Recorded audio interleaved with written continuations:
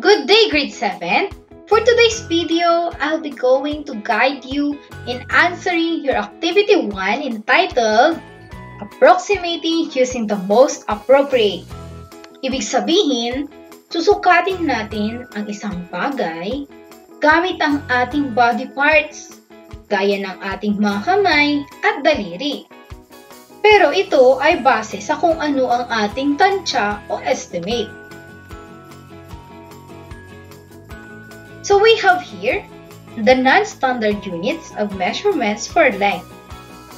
These are the following: handspan, palm, digit, and cubit. Okay, so we have here the first example. As you have seen, it is a window. So what must be the appropriate measure, or what must be the most appropriate to measure it? Are you going to use your palm, handspan, digit, or cubit? For me to be easily measured it, I use my cubit. So let's find out how many cubits are there for the width of this window. 1.5. So the width is 1.5 cubits.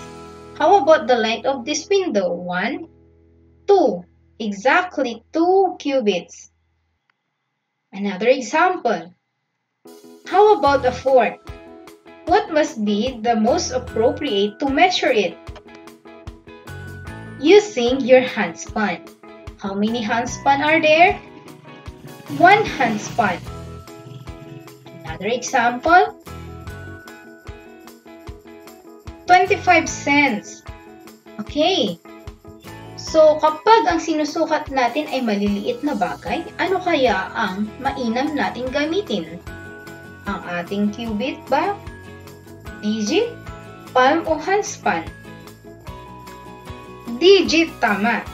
So, ilang digit ang meron sa 25 cents? Isang digit. How about this example?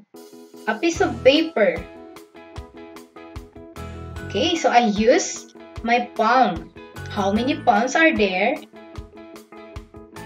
Okay, so the length of this paper measures 2 palms. Did you get it? Okay, that's it for today. Thank you for watching and stay tuned for the next virtual instruction. Thank you!